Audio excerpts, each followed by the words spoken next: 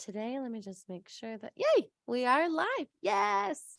Okay, so today our topic is about fear. So, what do we want to say about fear? Okay, so a couple of things that I want to talk about. First of all, okay, good. I can see comments in case you guys are watching live. Okay, so first of all, it's really important for you to know where fear comes from. Okay, we all have fear. And so a lot of people, their first question is, how do I get rid of this fear? And the truth is, baby cakes, honey bun, sweetie pie. You're just not going to.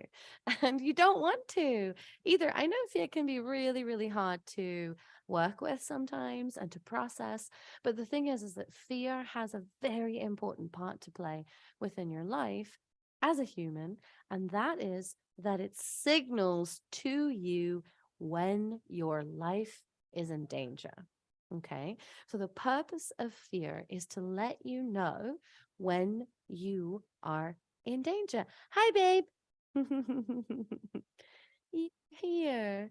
So we need our fear because we need our fear to tell us when we are experiencing a life-threatening situation.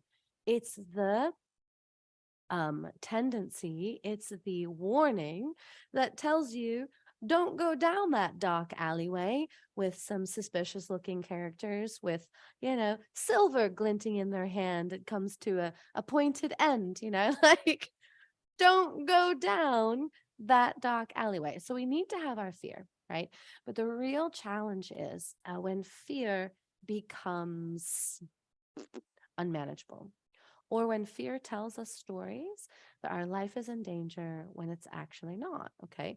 So, way back in the olden days, right, when we were cave people, we would be confronted by a life threatening situation, maybe a saber toothed tiger or a warring tribe, and our fear would be triggered, and we could either run away or we could fight, right? Fight or flight. Well, these days, our fear response is triggered by things other than life threatening situations because we're not actually put in life threatening situations anymore. Usually, most of us are lucky enough to say that, but our fear is still triggered. Now, why is that?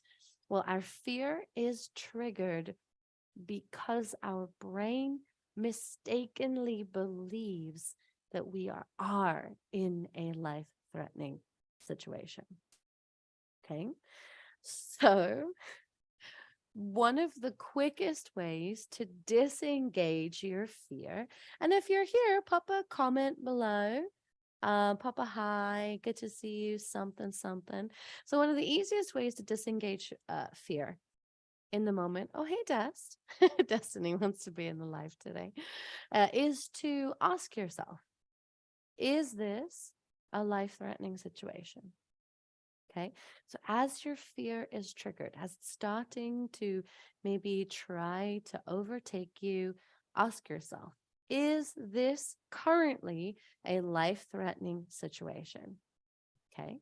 I'm not talking about will this lead to a situation that could potentially threaten your life. That's what we're talking about. We're talking about in this moment, at this present time, is this a life threatening situation? If the answer is yes, hey, Destiny, if the answer is yes, this is a life threatening situation, you need to get out of that situation ASAP. If you are being hurt, if you are being threatened, you need to call the police, you need to leave the situation. That is not okay. We are never under. Hello. Hi, Andrea. Good to see you. Hi, Jimmy.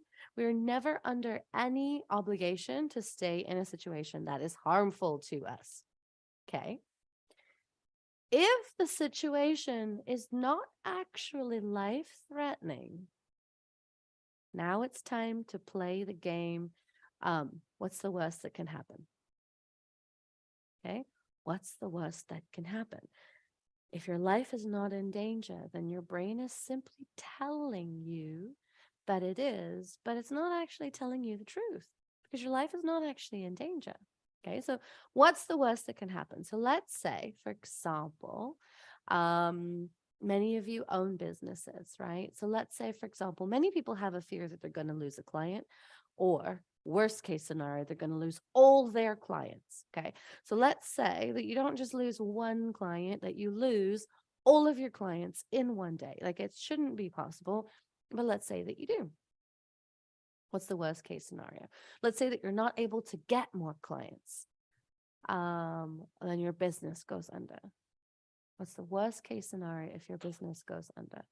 Well, maybe you don't start another business. Okay. Worst case scenario, you look for a job. What's the worst case scenario if you can't get a job within the industry that you prefer? You look for a job in an industry that you don't prefer. Worst case scenario, you don't get one of those, you work at McDonald's. Worst case scenario, McDonald's doesn't hire you, you're overqualified, you can't get a job anywhere, not online, not in person, Pizza Hut, Walmart, nobody's hiring you, and you have no money. You lose your house and you're homeless. Okay, so let's say you have no money to pay for your house. Are you going to actually end up on the street? Or is there somewhere you could go?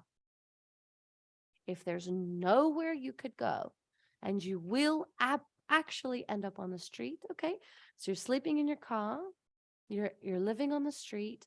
Worst case scenario, everybody who loves you leaves and you die alone in the gutter in the street.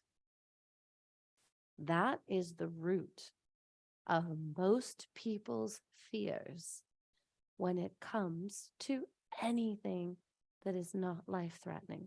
Honestly, that tends to be the bottom. Worst case scenario, I will die in a ditch, alone, unloved, abandoned.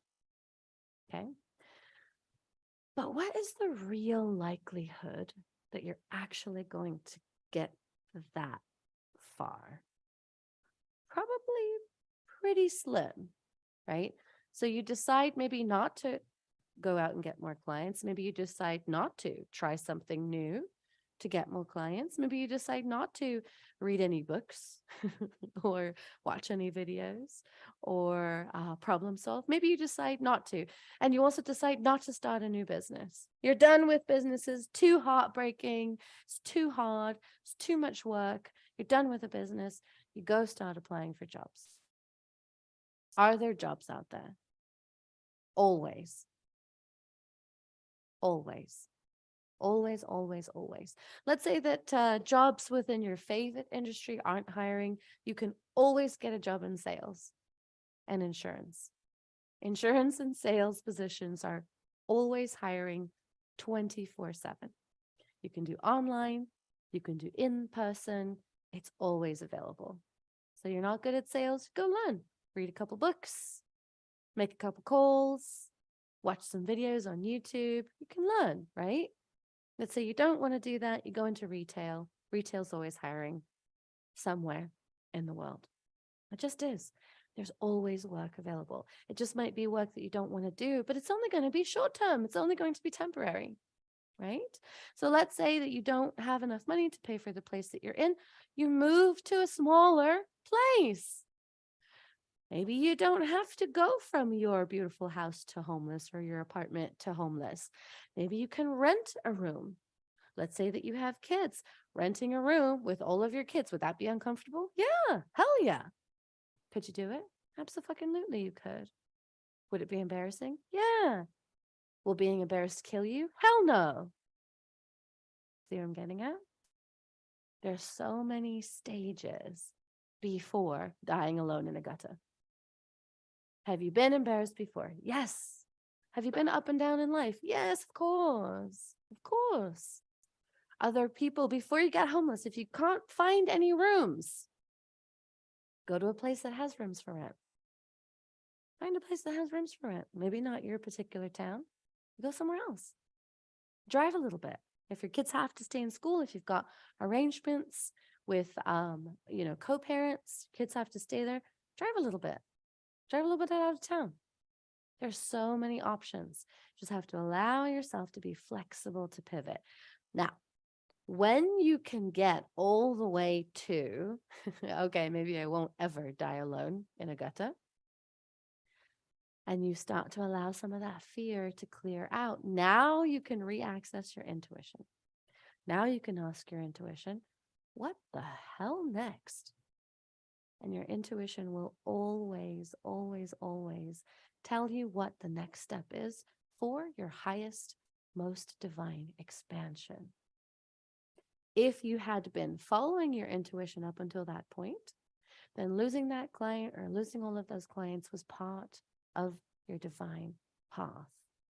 The divine path is not meant to be easy. It's not meant to be, skipping through fields, holding hands with bunnies.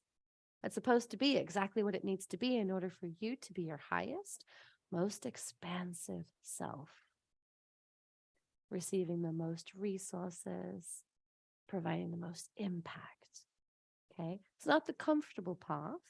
It's whatever the path needs to be to get you to where you're supposed to be going, to get you to be who you're supposed to be being. So if that happens to you, it's part of the path. Just keep flowing with it. Now, it's much easier to say, just keep flowing with it. And then it's much easier to follow your intuition and surrender when fear has been dealt with. So when you are in fear, you do actually have to deal with it first. You won't be able to just ignore it. And you certainly won't be able to let it control everything, because fear is going to make decisions that will not put you in safe positions. So you're going to have to deal with your fear, move it through you, and then come back to a place where you can reconnect with your intuition. Ask it what comes next. Got it? All right, my loves, thanks for joining tonight. It was so good to see you. Tomorrow's going to be Feedback Friday. So if you have any follow-up questions about this topic, about fear, or something else that's coming up, definitely let me know. Other than that, I'll see you tomorrow.